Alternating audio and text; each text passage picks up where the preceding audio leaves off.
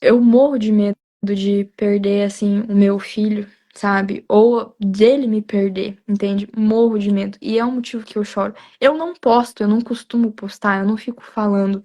Mas eu confesso pra você, me abrindo assim, que é um medo. E eu vi muitas pessoas falando que, por exemplo, seria um egoísmo de por eu não sentir medo de, tipo assim, o meu filho me perder. Eu acredito, eu tenho fé que vai ser diferente, que eu vou viver por muito tempo.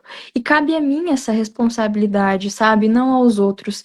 E quando você entende que não é porque pessoas falam em todos os sentidos, até às vezes num tratamento, porque em tratamento tem muita gente que quer vir dar pitaco, às vezes o que você tem que fazer ou não.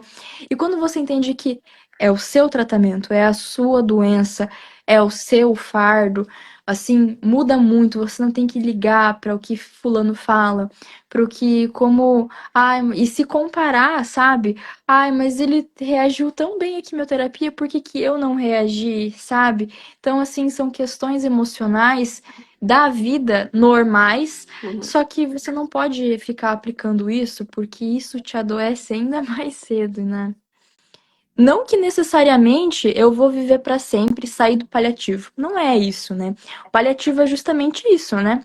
É eu ter qualidade de vida e poder viver o tempo possível. Então, quando a gente viu ali que tava estabilizado, tava assim, dentro do que a gente poderia viver, foi uma chave, assim, onde a gente parece que foi um alívio de conseguir fazer planos futuros, né?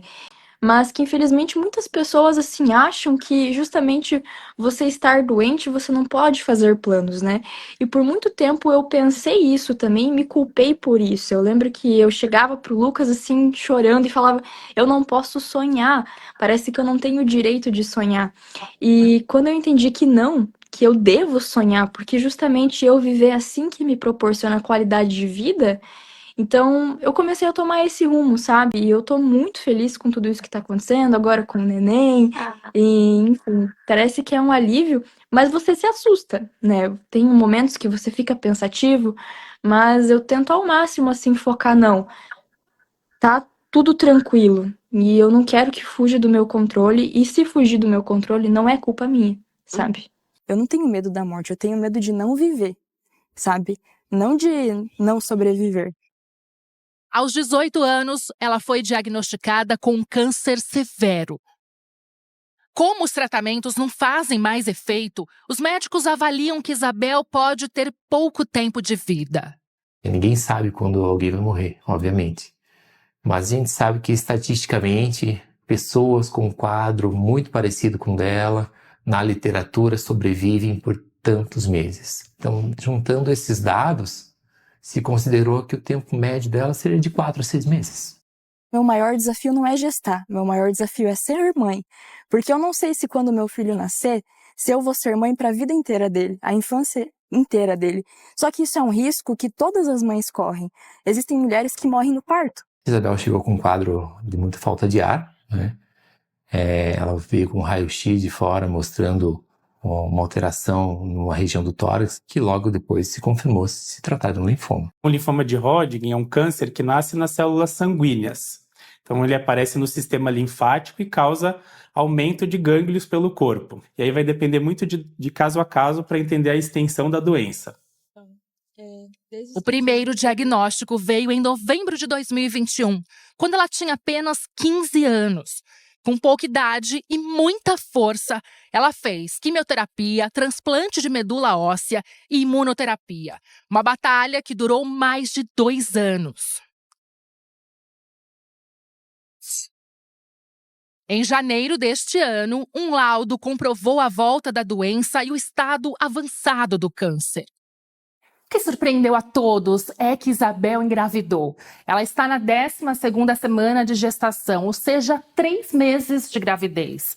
Os médicos dizem que, pela pouca idade, os ovários da jovem não pararam de funcionar, mesmo após fortes medicações durante mais de 2 anos. Dessa forma, Isabel e o marido anunciaram a notícia. Quem me trouxe essa força feminina, essa força de mulher, de coragem, foi a minha mãe. Porque foi ela que... Ai, eu até vou chorar. Porque foi ela que me encorajou a ter essa força, sabe?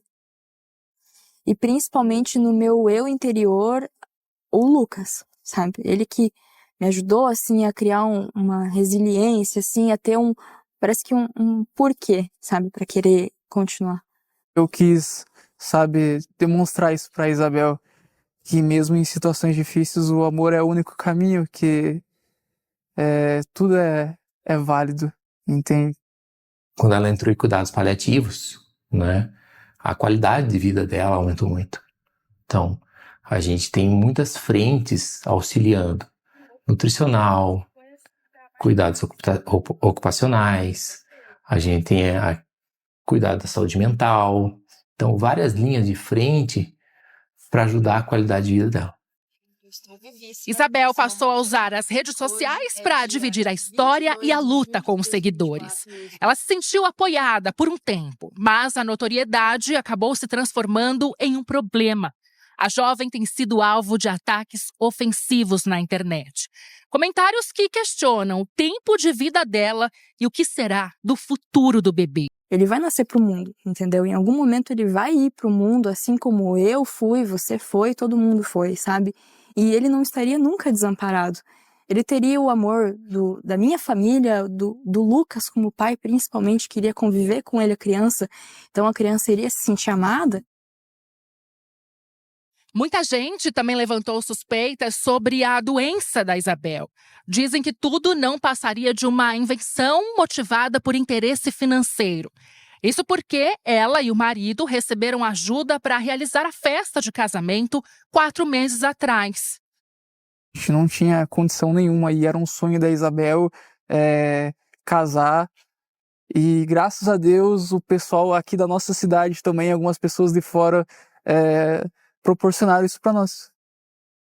Engravidar durante um tratamento de câncer não é recomendado pelos médicos. Mas não é raro que casos assim aconteçam.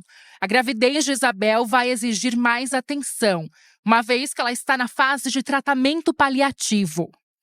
Todo paciente que tem uma doença crônica, que não cura, ele deve ser acompanhado por uma equipe focada em cuidados paliativos, que significa focar no controle de sintomas da doença, focar na espiritualidade, nas questões sociais que aquela doença traz, para melhorar a qualidade de vida na jornada desse paciente que tem uma doença que não cura. Isabel não sabe quanto tempo tem pela frente, mas encontrou um novo motivo para continuar a lutar. Eu posso viver anos com a minha doença ali quieta. Eu sei que em algum momento ela pode querer dar as caras assim e se disseminar e não vai mais ter o que eu fazer.